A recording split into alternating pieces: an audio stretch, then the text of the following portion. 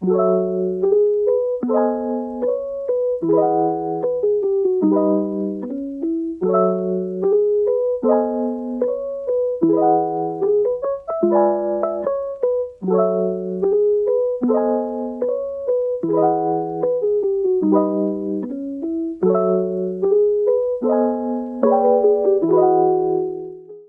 thank you for joining this exciting session that is titled COVID-19, Why Women's Representation Matters in Forest Policy. For those of you who are new to IUFRO family, this is Division 6, Social Aspects on Forest and Forestry.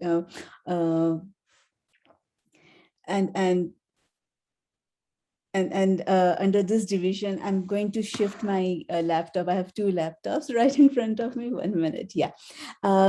So we are organizing this under Division 6, Social Aspects of Forest and Forestry. And the division is led by an excellent, enthusiastic leader, Cecil Conning-Dyke. He is unable to join us today.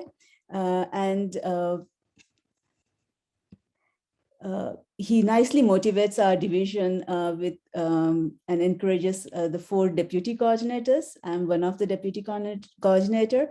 Along with me are Aline from Indonesia, Taylor from USA, and Lisa, she currently is in Switzerland.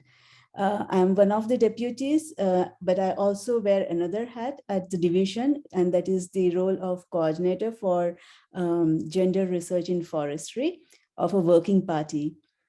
The basic idea of our division is to undertake activities that evolve around the social dimensions of forest, and it encompasses a range of different working groups and research groups that we have, and we would like you to visit our website and have a more detailed look at our activities. The role of this working party is basically in kind of developing and disseminating knowledge of how management and particularly use of forest resources and forest are affected by gender dimensions, and particularly women's role. So we decided to use the IUFRO World Day to promote the agenda of our work, which is basically talking about the current situation that we are facing around the globe of COVID-19, and looking at it from the perspective of how it matters for women and in forest policy. So that is the main theme of today's webinar. We are organizing 2 webinars, one more in Asia that is planned for tomorrow. And today's webinar will also focus on the same theme, but with a different dimension. And it's also because we have invited women panelists who are who are kind of expert in their field, but from a different disciplinary background. And that brings a very interesting dimension to understand the topic, which is so complicated, and yet you can approach it from a different lenses. So that is something exciting about our today's webinar. And we have an exciting, enthusiastic, very talented person with us. I'm quickly going to introduce, but before that, I would like to mention the approach of the session will be more of a dialogue between me and with the panelists, but I'll keep myself minimum of talking, and I'll let the let our expert panelists talk and express her work. After about 30 to 40 minutes of our conversation, we will have an open space for a dialogue. So you are welcome to ask questions. And in between, if you have any questions, please feel free to type them in the chat box, so then we can take it up at the end of our dialogue. So with this, I would like to invite Priya Parrotta. She is a writer, musician, and activist dedicated to promoting environmental consciousness across borders. She is a creative director of Music and Earth International, and you can visit her website, musicattheearth.org. and I will type that out in the chat box in a moment. It's an initiative which produces resources for environmental awareness and healing. Priya's work is informed by her close connection to South Asia, the Mediterranean, and the Latin Caribbean. She enjoys reflecting upon themes such as encounter, hybridity, interfaith dialogue, and creative resistance. She is the author of a book titled The Politics of Coexistence in the Atlantic World, and is a nominee for the 2020 US Artist Fellowship in Music. I am sure I have not covered everything what she is doing, so I would invite Priya to tell us a little bit more about yourself and your innovative approach. So the floor is yours, Priya. Thank you so much, Purabi, and good evening, saludos to everybody. I'm so glad to be here. I suppose I would like to begin, before I say anything, with one song to kind of give you an introduction to the type of music that I'm going to be presenting and the themes that I'd like to talk about. Actually, so much of your introduction of me is what I would say, but I'll get to that after I play one song. So this is a song sung from the perspective of a redwood tree, which is many centuries old and has witnessed the unfolding of a history with parallels in many regions of the world, from the Amazon to the forests of the Himalayas to the drylands of Australia. And so we're just going to.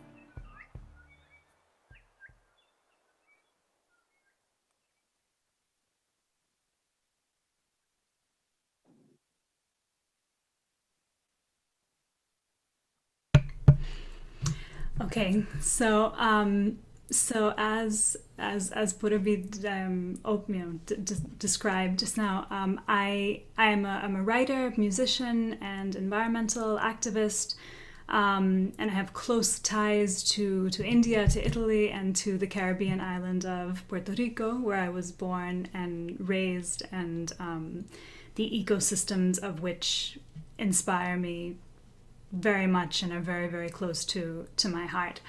That multicultural background, I think, is part of why my primary aim is to promote environmental consciousness across borders.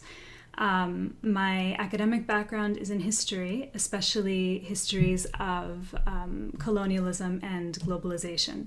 And so the book that Purabi mentioned, the Politics of Coexistence in the Atlantic World, is informed by that aspect of my academic background.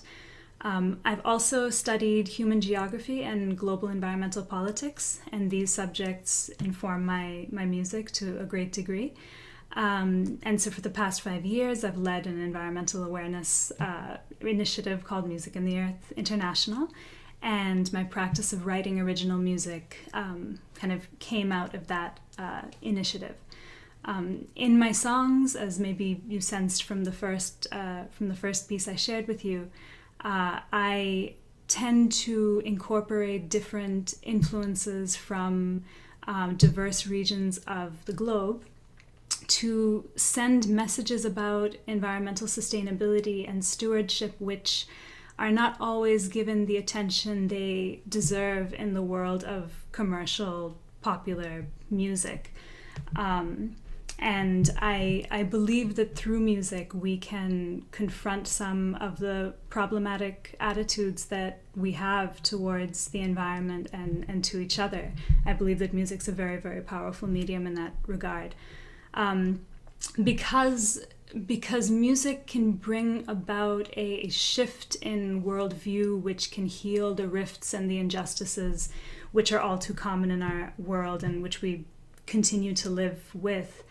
I think often about the ways in which forces like anthropocentrism, environmental insensitivity, and misogyny are linked. And I do my best to explore and illustrate those kinds of connections in my songs, which is why I'm really happy to be here today to be having this particular conversation about gender and forest policy and the potential role of music and engaging with these issues. Before we get into the sort of the main core of the discussion, do you mind if I share one more song to give a little bit more of a sense of this kind of fusion aspect of my work and its relation to sort of cultivating environmental sensitivity? Absolutely. So this song is set at night. The title is Medianoche, which in Spanish means midnight, and it's set late at night on a tropical shoreline, and I have a very specific one in mind close to where I live. And it's late, and the commercial activity that you sometimes see on that shore, tourism and other sort of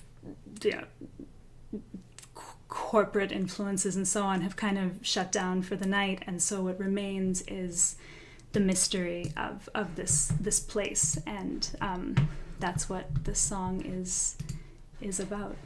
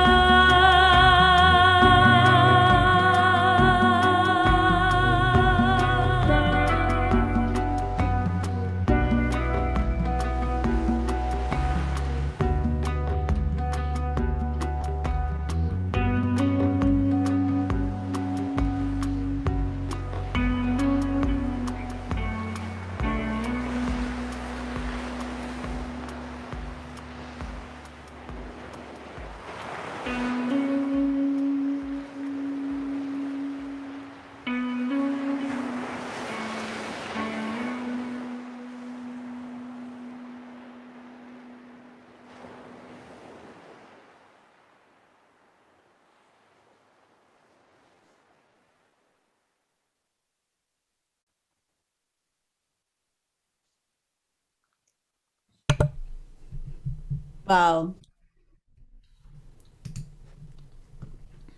Um, maybe I can just quickly say that we have very enthusiastic one of our deputy coordinator who joined us now from all the way from Indonesia. It might be very early morning for Aline. Hi, Aline. Hello, this is Elin. Good morning. I was late. I was late. So Well, you sorry. joined us on time. That's good, at least. Priya, maybe we can continue our dialogue and to get to know a little bit more about, you as a woman working on this interesting field of trying to what we call as a transdisciplinary, by bringing or merging all the disciplines together in a way that doesn't create boundaries, but rather merge in a very nice unified way. And in doing so, you are getting inspired by nature that you see around yourself, and that's quite interesting. I mean, it's like it's not just getting inspired, but what is you're creating something unique out of it. And so my next question would be like, how you think as an artist you can influence in making forestry, which has been, till recently, very male domain, uh, to make it a more gender sensitive arena. You as a woman and you as an artist, as a female artist, like how do you see uh, yourself into it? Yeah. Um, well, I think, as I said before, I think music has a tremendous capability to bring about shifts in worldview, philosophical shifts in society, and that can be, with respect to any type of social or environmental issue. But I think it's definitely true for environmental awareness, and also perhaps this specific subject that you're asking me about, and the as you say, making forestry a more gender sensitive arena. I think that one of the ideas that needs to be challenged today is the idea that environmental management and policy is primarily the domain of men. I think this idea has a pretty long history, dating back at least as far as the early modern period, which is like the 15th century through the 18th century. Events like the conquest of the Americas, the European Enlightenment, and the beginning of the Industrial Revolution kind of squarely placed men as the leaders of the future. Conquest involved the subjugation of both women and the environment. The Industrial Revolution was seen as the result of men's efforts in technology and economics. And of course, it also had dire environmental consequences. And then also, the leaders of the European Enlightenment asserted that women were unfit for public life, and that they were overly emotional and they were driven by passion rather than intellect. And then meanwhile, powerful men were considered to be the people of reason, who were able to somehow transcend the so-called irrationality of nature, of women, of conquered peoples, and emerge as the leaders of the modern world. And this is a deeply flawed ideology, which nevertheless I think did provide the context for many emerging sectors of economy and society at that time. And given the fact that modern Western forestry developed around that time, in the 18th century or so, perhaps it was also influenced by these ideas. And I think that's something that those of you who are directly in the sector of forestry would know much more about than I. And I would love to hear people's reflections on those historical legacies. Maybe when we get into the discussion.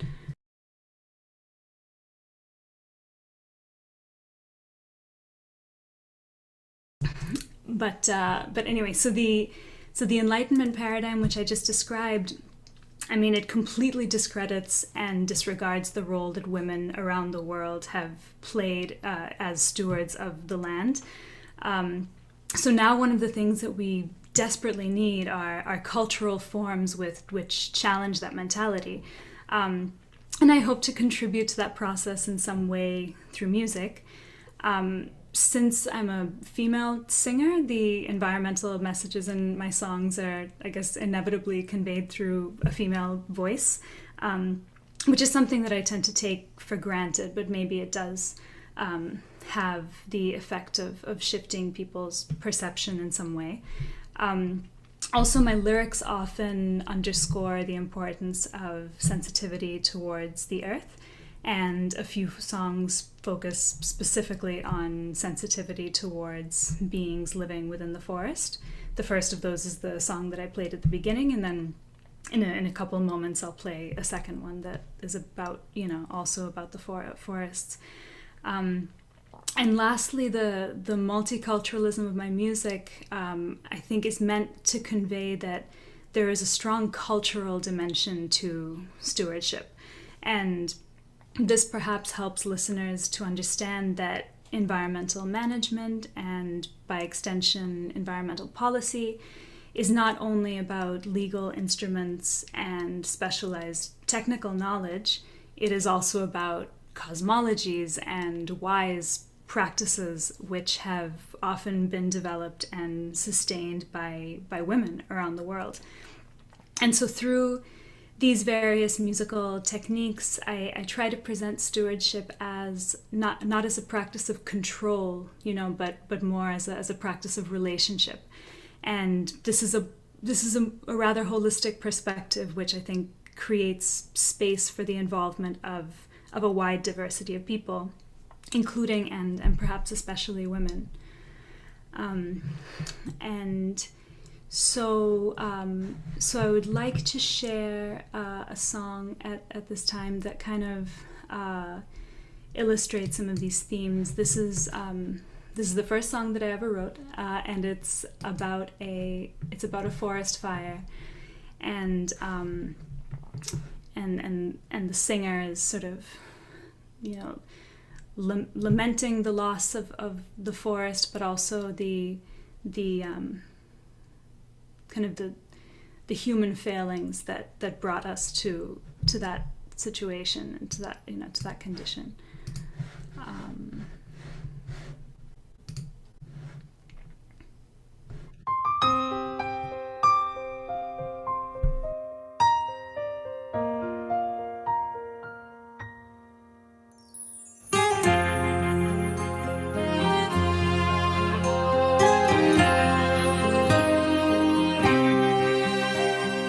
Once there was a forest which shone with emerald leaves, and in this grove a glass house sparkled amidst the trees. Once there was a forest set to smoldering flame, when you struck a tiny match for the glory of the game. The fire drew you more than light, and slowly this lovely world turned.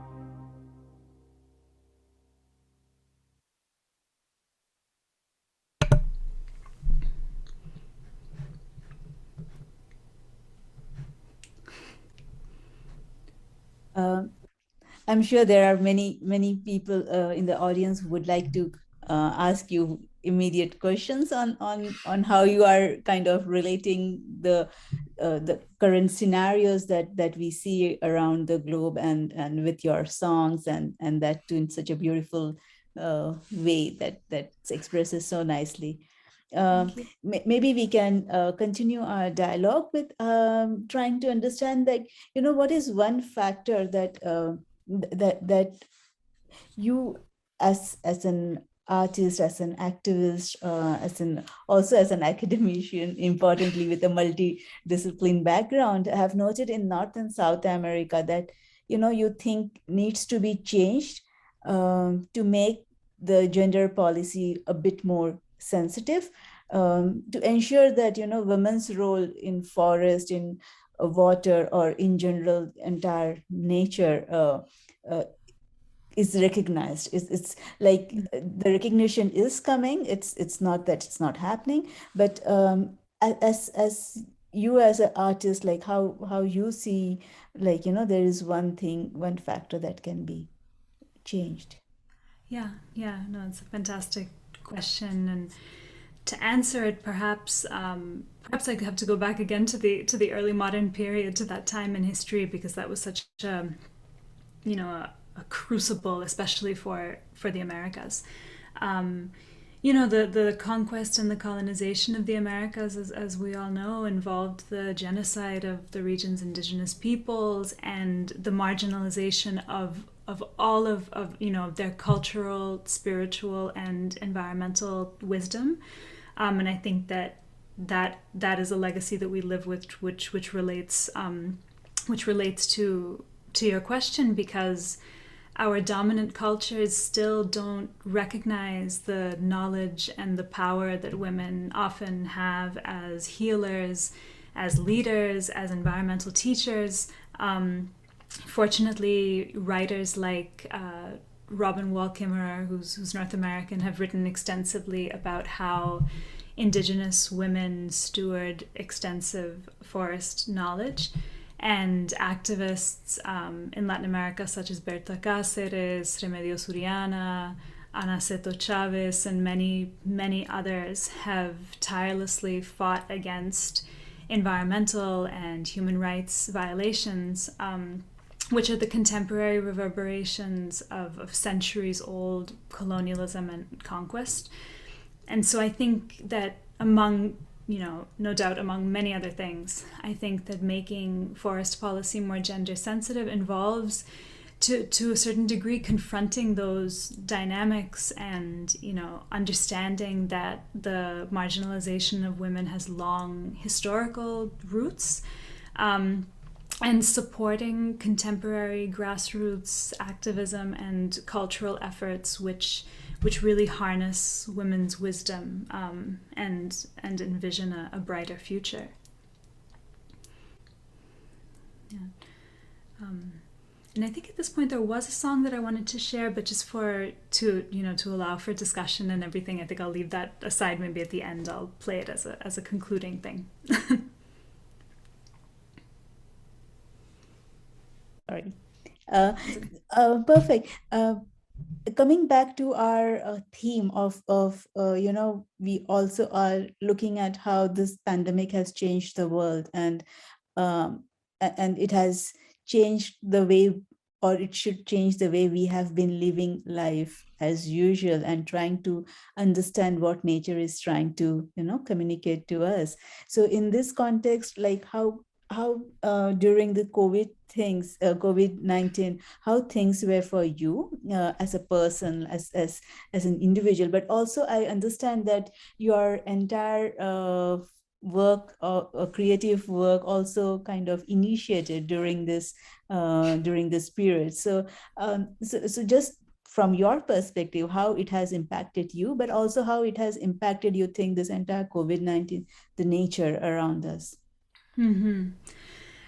As you say, yeah, it was during the pandemic that I really started to write original music. I'd written Esmeraldas before, but only a few months before, and it was really only during the pandemic that I started to focus on on this particular medium because public life in general collapsed, so prior to that, Music and the Earth, we were doing all sorts of, outreach activities and, community discussion and initiatives and education things and just a bunch of, kind of projects in the public sphere. But, with the pandemic, that kind of stopped. And so, so personally, my focus shifted. But I think, as you say, it gave me and so many of us a chance to consider the possibility of a radical shift in how we live, how we travel, how we engage in outdoor space, how we listen and all those things. There was that moment, especially in the beginning, that, a lot of, I think a lot of people were doing a lot of reflection on how deeply society can change. But of course, we've also seen that a state of emergency alone cannot affect a change in people's worldview. It's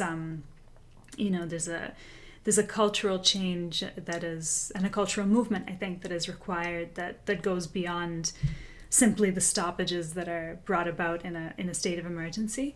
And so for that reason, I think much of my thinking has been oriented around how something simple and accessible, like a song, can transform the way people think. And now, with all of us at home and everything, song is one of the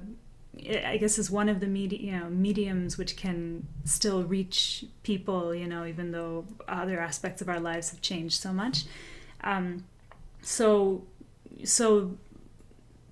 that's kind of where my thoughts have been, and I believe that even amidst the pandemic, we can have a hopeful conversation about the changes that we need and the way we can move towards true sustainability. And arts and culture play a very, very important role in that, I think. Yeah, absolutely. I mean, we have seen a lot of shift in the way people are living, and in our previous two divisional webinars, which was focused also on COVID-19, a lot of studies have indicated that people have actually began to change their lifestyle by moving closer towards forest. Even it's like moving close to the trees was already something very very critical.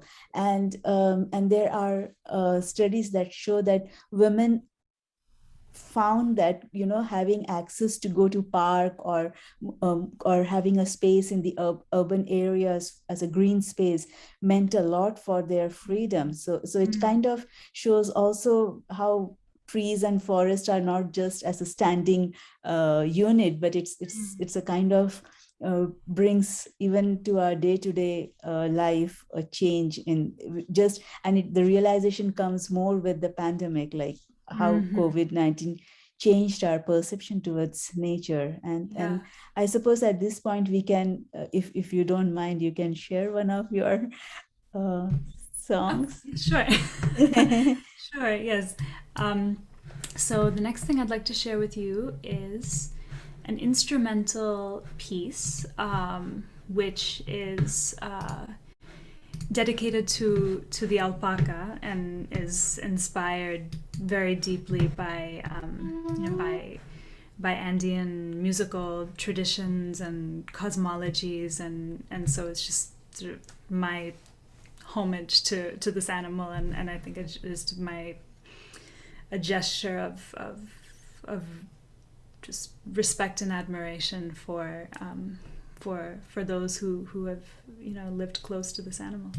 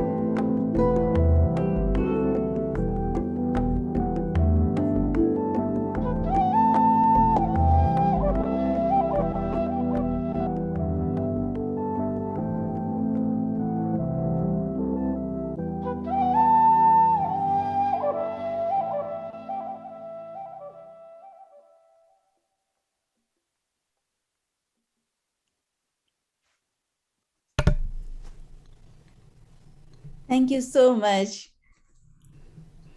You want to add something? No, I'd love to hear from you and from the other attendees. I'd like more of your your experiences and possibly how how they may intersect with the work that I just presented to you. Maybe we can open up this dialogue to the audience then, and you're free to ask your queries, and if there are any comments, please start sharing. Any questions for Priya?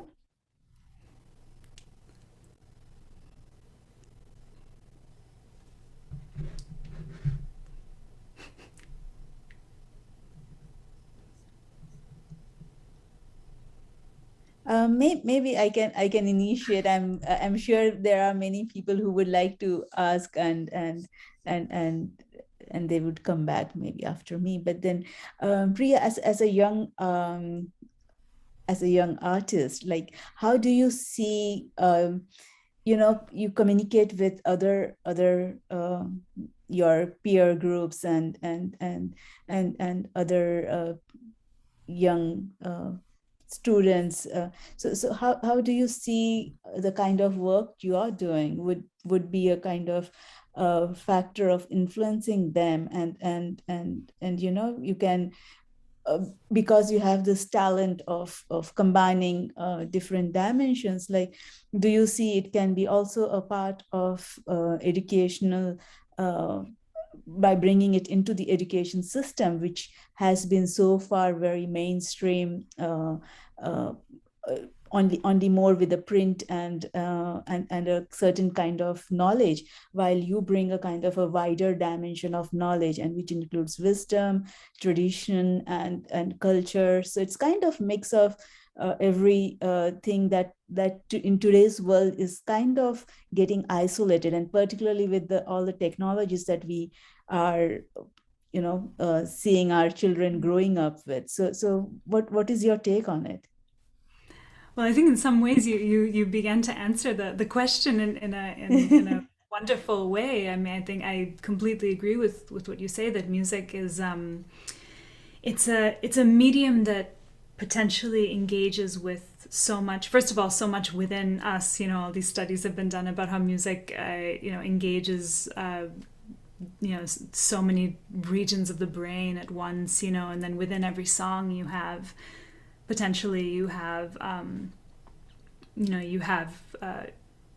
cultural wisdom or influences that could lead to a discussion about cultural wisdom if the music was brought into a classroom. You have it can contain calls to action, and I think that music is not being used, I think, as a pedagogical tool for environmental awareness raising as much as it could be. And before the pandemic, we started to do work, myself and the graduate students at the University of Puerto Rico that I was working with. We started to organize school activities that utilized music. At that point, it wasn't my music; it was music from the Caribbean and from the Pacific Islands and the Mediterranean, to as a way to kind of facilitate a conversation, about the environment. And I think for the reasons that I just described, so we would bring songs into classrooms, and that would kind of be a starting point for talking about. And that what we were doing was awareness of marine pollution. We were able to have these very kind of comprehensive and holistic activities that involve talking a bit about culture and even about like mythology, as well as our daily practices. And all of that to a degree came out of the fact that music has so many layers, and that through music you can begin to explore different areas. as far as how this music in particular will connect with youth, that's an ongoing question that it can only answer itself with time.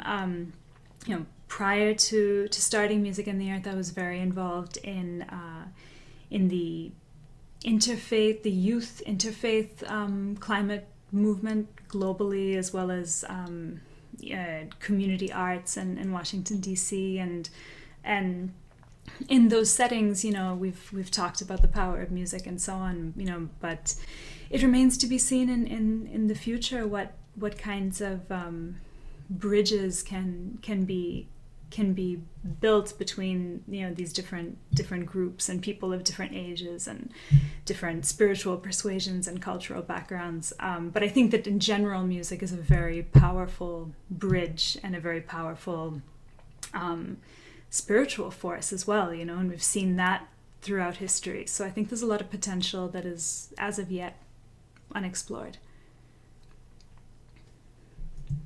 It's amazing, like how you have your journey has crisscrossed so many dimensions of not just making the music, but also reaching out through the music to a larger audience.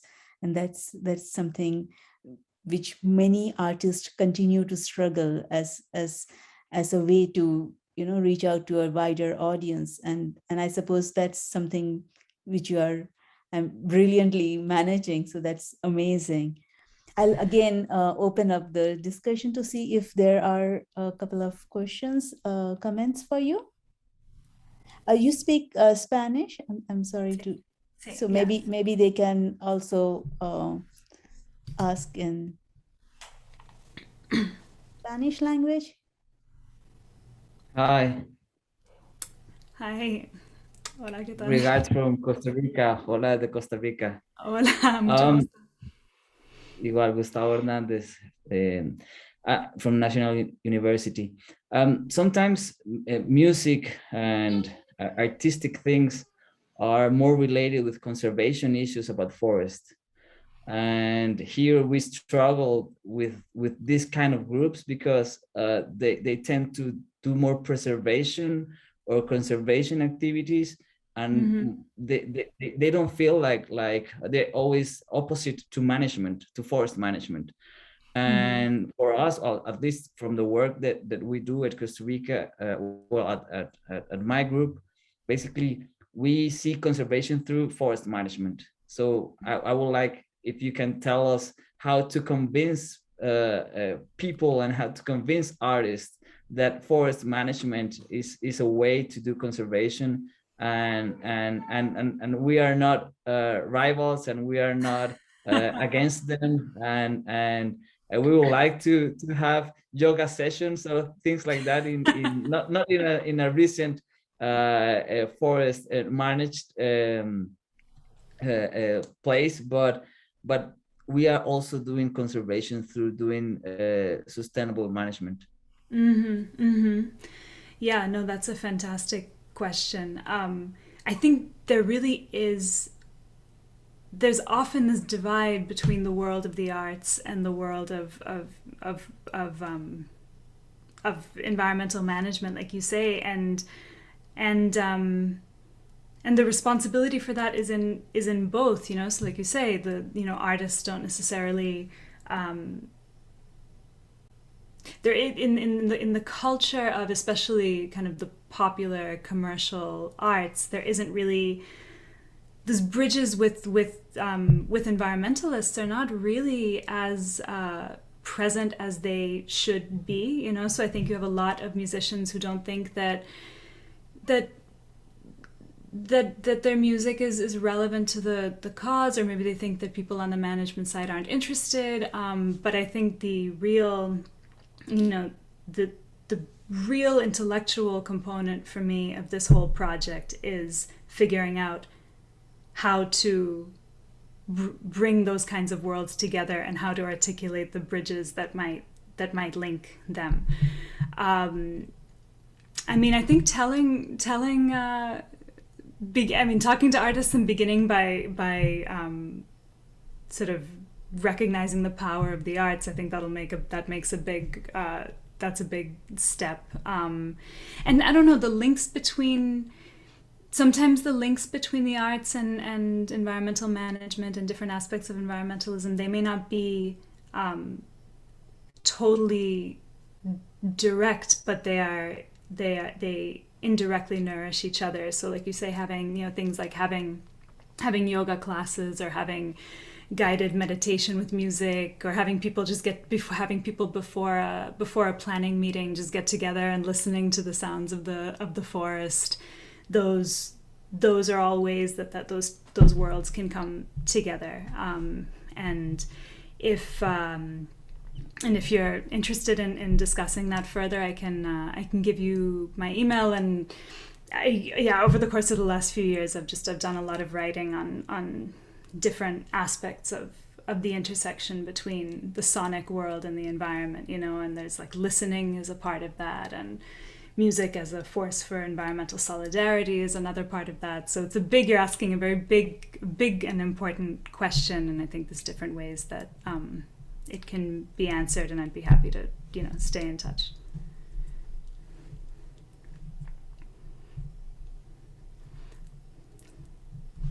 Perfect. Do we have a couple of more questions for Priya? I think John Parrotta has his hand up. Yeah. Oh, yeah. Okay. Right. Yeah. Thank you. I found Gustavo's question, very interesting, and of course Priya's answer also very interesting. I think the two worlds come together when we engage with indigenous communities, indigenous forest communities, because their forest management is inextricably linked to culture and to artistic expression and spirituality, and it's all, it tends to be one piece. And those of us who are educated in the West and have that kind of educational background don't think of indigenous communities as master forest managers, but in fact they are. There's been a lot of work done within IUFRO on traditional knowledge, and not just the sophistication of the various traditional practices used in forest management, not to mention agroforestry, which is almost exclusively based on traditional knowledge, but also I think this world of traditional knowledge is really where things can come together very nicely. Yeah, May I use this?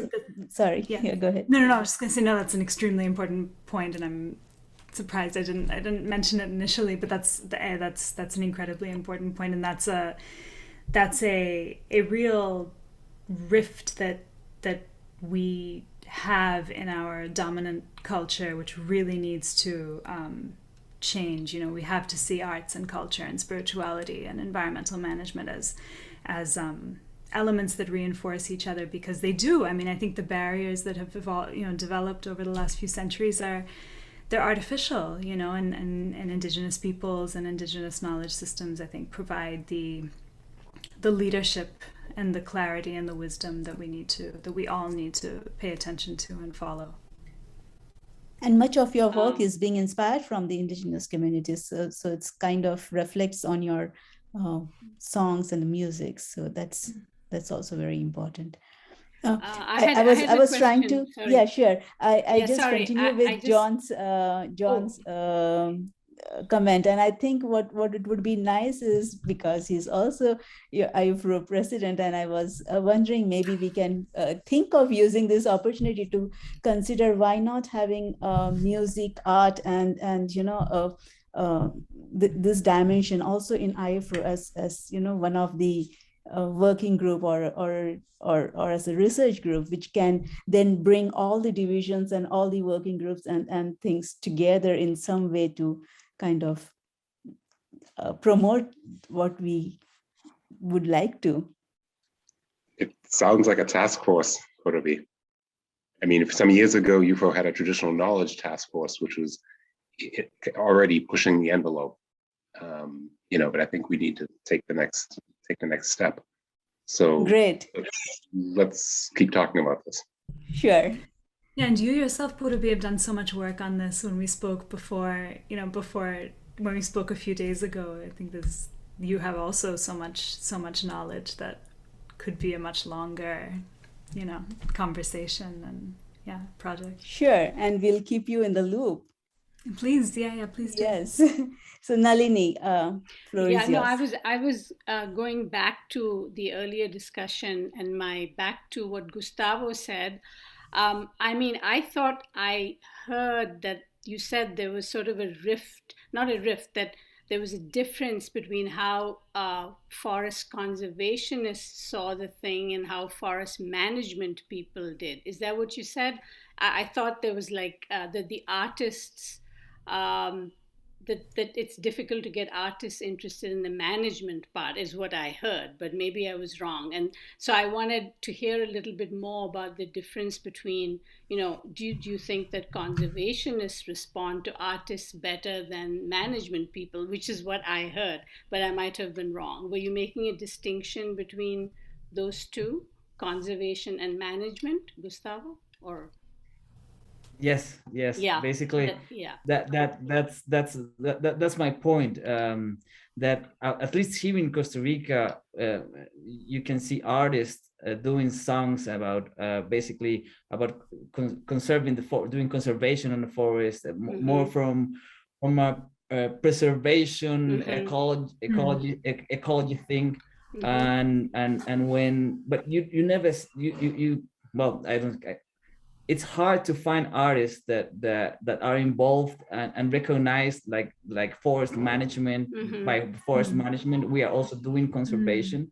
So it's difficult to see that. So my question to Priya, and thanks for John and Priya's answer, is basically like how can we make artists more involved into our management activities to do forest management. I think I'm pretty sure that doing a good sustainable forest management, we are doing conservation of our forest. We are still doing having our biodiversity preserved there, and conservation water conservation, doing water conservation, soils and everything, and all the different forest ecosystems that we want to, and we are always we are always not fighting, but we are always trying to tell people, no, we are also we are the good guys also. We are not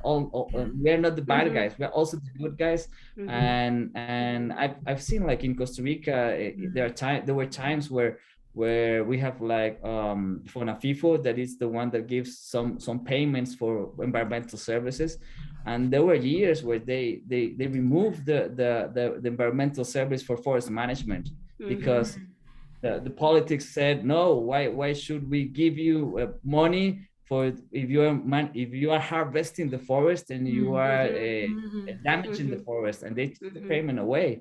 And we are still in 2021, and we are still fighting with that.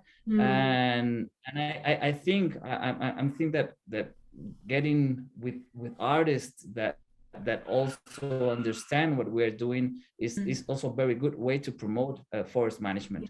And what John said and Priya agree about the indigenous people, it's also their activities is they have always managed the forest in their own ways. And so the real problem here in Costa Rica also is the indigenous people, they have their own law, and it's different from the forest laws that applies to everyone. So we have to do that connection, so that we also understand that what we are doing is what they've done before, and they have done it for hundreds of years, and the forest is still there, and then they're doing it in a very good way. So, but thanks for your comments.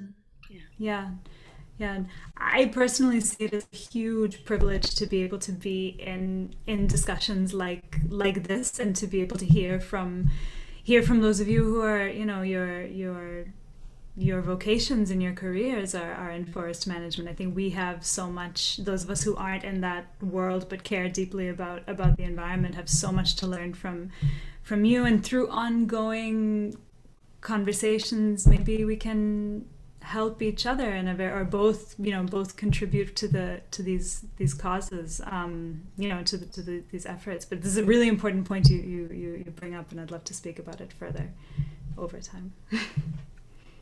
John, you have a comment?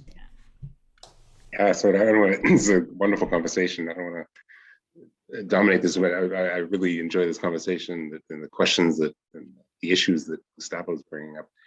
Yeah, I mean, part of the problem is, we foresters are really lousy communicators.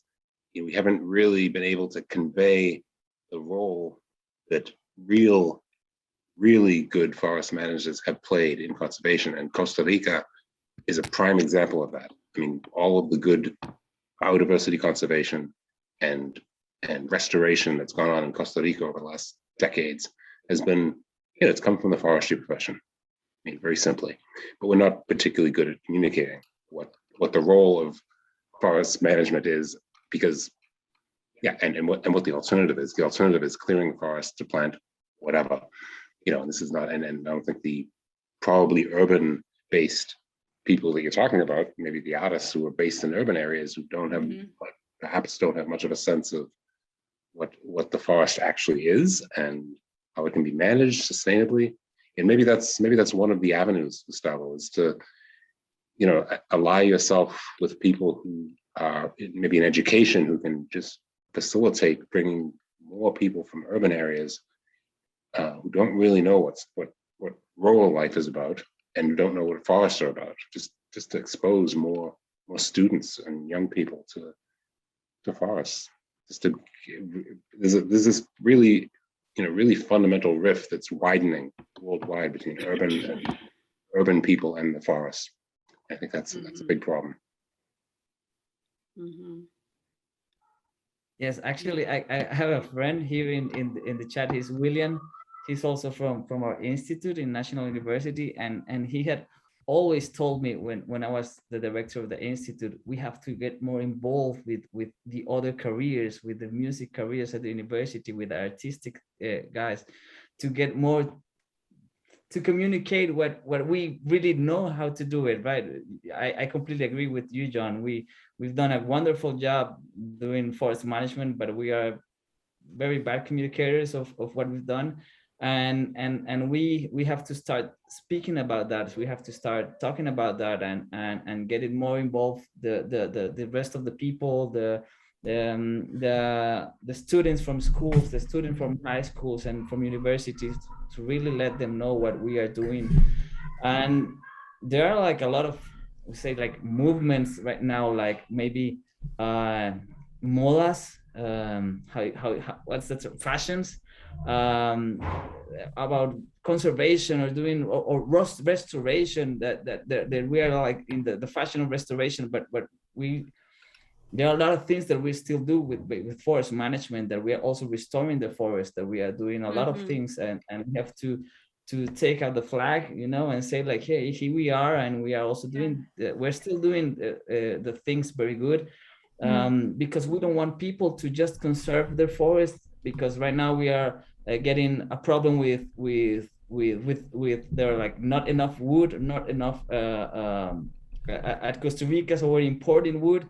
When we have our forest, and we can still do harvesting, do forest management, sustainable forest management, and we cannot allow like people just go, no, I'm just going to sit here and I'm going to conserve, because if that was, I don't know, if that was financially good, everybody will be conserving their forest and just waiting for their payment for their PSA, pago por servicios ambientales, forest environmental payment, services, and it's not financially well. Nobody's gonna get rich just doing that. I think we still need to get people into doing forest management. We still need people to making these productive forests being productive. We already had conserved here in Costa Rica. We have a lot of national parks, I think that's where we have to preserve. There's where we have to do a lot of conservation also,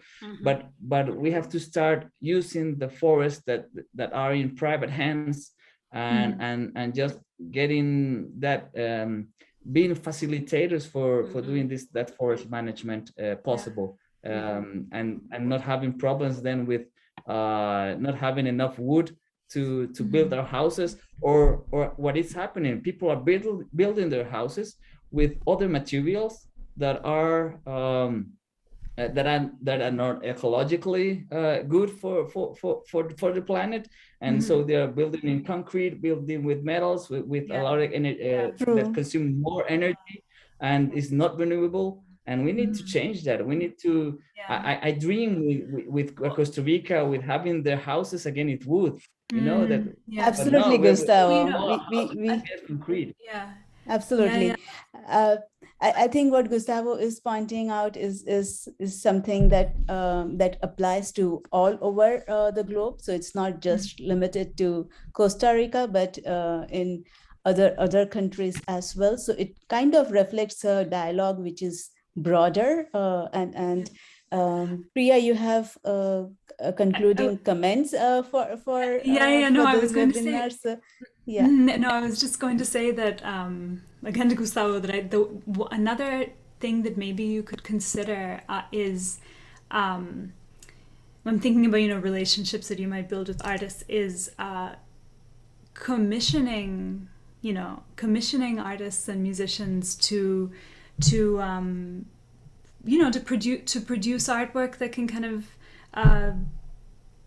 raise awareness of the work that you're doing, and create some beautiful media that can engage the public. And that I think it would maybe involve longer relationships with the artists that you would be working with, where I don't know. I mean, this is an idea that I can imagine myself being involved in. I mean, it doesn't have to be me. There's probably others who would be interested. But, you could sort of establish longer partnerships with specific artists where, they learn from you, and then based on those exchanges, create music that can support you and raise awareness of management. I see a very clear bridge already here, which Gustavo is trying to find, and Priya can definitely help in kind of supporting that. So I encourage both of you to get in touch, and maybe you can exchange your emails via private chat. And it would be interesting to see something happening on communication and art dimension in Costa Rica. And so maybe we can have another webinar on the impact of how Gustavo, your work has made after communicating your work to larger audience the way you would like to. So with that note, I guess we have almost come to the end of our webinar session.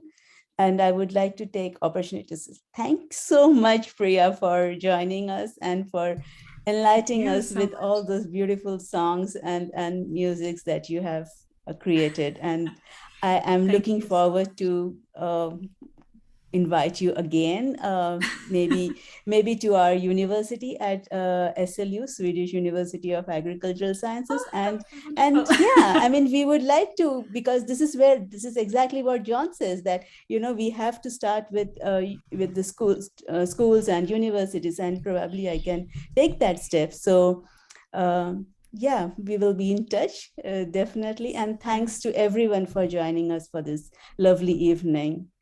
Thank you so much. Thank you. It's a real pleasure to be here. Thank you.